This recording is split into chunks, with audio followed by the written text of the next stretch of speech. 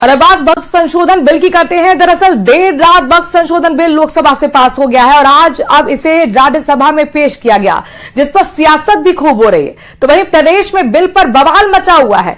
जहां एक तरफ कांग्रेस नेता बिल को लेकर निशाना साध रहे हैं, तो वहीं दूसरी तरफ बीजेपी से मुसलमानों की आजादी का बिल बता रही है।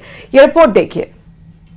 वक्फ बोर्ड का कोई भी निर्णय किसी को अगर पसंद नहीं है या उसको चैलेंज करना चाहता है। लोकसभा में पास, राज्यसभा में आर पार, बिल पर बवाल, सरकार की नीयत पर सवाल। भारी हंगामे और शोर शराबे के बीच वक्फ संशोधन बिल पर आधी रात इतिहास रच दिया गया। लोकसभा में 288 बनाम 232 के साथ बिल पास हो गया, जिस पर अब सियासत भी खूब हो रही। कांग्रेस नेता सरकार की नीयत और बिल के बहाने हिंदू मुसलमान करने का आरोप लगा रहे हैं। देखिए, 70 साल से इसकी आवश्यकता महसूस नहीं हुई और वो कानून अपना काम कर रहा है।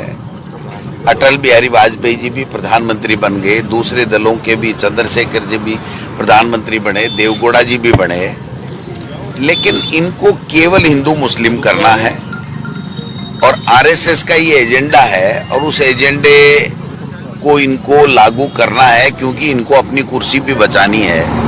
उसका मालिक वक्फ राजस्थान की सरकार का एक डिपार्टमेंट है, भारत सरकार का एक डिपार्टमेंट है। वो जमीनें के मालिक भारत सरकार, वक्फ कमेटी की जमीनों की मालिक है राजस्थान सरकार। मुसलमान उसको डायरेक्ट नहीं बेच सकता, झूठ बोल रही है बीजेपी अभी तक। तो क्या बीजेपी ये वादा करेगी लोकसभा में कि ये जमीनें बड़े उद्योगपतियों को नहीं दी जाएगी? आप पूरे देश की जमीनें ले लोगे और फिर उन उद्योगपतियों को दे दोगे।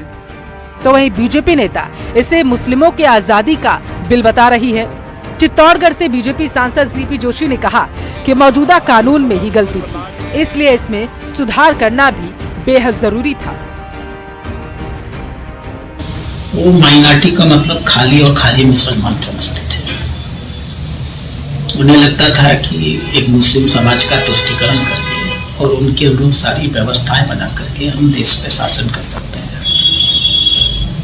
आज उनके समझ में आ गया है कि ईसाइयों की संख्या भले ही कम होगी, लेकिन कुछ प्रांत हैं जहां वो डिसीजन भी कर सकते।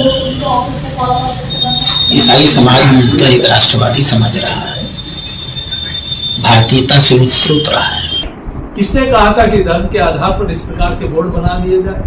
केरला में, बाकी प्रदेश देशों, कई जगह चर्च की जमीनों पर, मंदिर की जमीनों पर, और जबकि दिल्ली में 123 जैसे स्थान है जहां वक्फ बोर्ड ने अपना कब्जा जमा लिया। एसआई के जो मॉन्यूमेंट है वहां अपना वक्फ बोर्ड ने कहा कि हमारी प्रॉपर्टी है।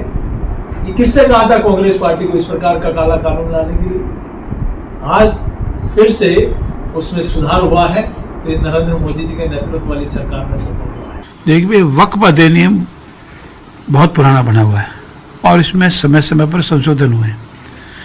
पूर्ण जो ओरिजिनल वक्फ अधिनियम था उसमें ज्यादा विवाद नहीं था, लेकिन समय समय पर तुष्टीकरण की राजनीति को अपनाकर कांग्रेस ने इसमें वो संशोधन कर दिए जिससे आम आदमी के संपत्ति अधिकारों पर कुठारघात हो रहा है। अगर कोई वक्फ प्रॉपर्टी वक्फ की है, ठीक है, वो वक्फ पे उपयोग में आवे, वक्फ पे काम आवे, लेकिन किसी की निजी संपत्ति है और आपको वक्फ घोषित कर दो और उसका अधिकार समाप्त कर दो, संपत्ति का अधिकार, वो किसी तरह न्यायोचित नहीं है। इस बीच ऑल इंडिया सूफी सज्जादन शीन काउंसिल के चेयरमैन और अजमेर दरगाह के आध्यात्मिक प्रमुख के उत्तराधिकारी सैयद नसरुद्दीन चिश्ती ने बिल का स्वागत किया। देखिए, बिल्कुल मैं तो कहूँगा ये भारत की डेमोक्रेसी की जीत है और देखिए पूरे डेमोक्रेटिक तरीके से ये बिल लाया गया और पूरी चर्चा होने के बाद, सब कुछ सुनने के बाद, बहुत मेहनत के बाद में ये बिल पास हुआ है। मैं इसके लिए भारत सरकार को, मोदी जी को, अमित शाह साहब को और हमारे माइनॉरिटी मिनिस्टर जनाब किरण रिजिजू साहब को बहुत बहुत मुबारकबाद देता हूँ। मोदी सरकार ने लोकसभा में तो बिल पास करवा लिया, अब उसकी असली परीक्षा राज्यसभा में है, लेकिन आंकड़े एनडीए सरकार के पक्ष में है। बताते चले कि प्रदेश में 19,000 वक्फ संपत्तियां हैं। ऐसे में जहां एक और विपक्ष पर सवाल खड़े हो रहे हैं, तो वहीं कुछ मुस्लिम संगठन भी इस बिल के विरोध में खुलकर सामने आ चुके हैं। Bureau report, news 18 Rajasthan. Board का कोई भी निर्णय किसी को अगर पसंद नहीं है या उसको चैलेंज करना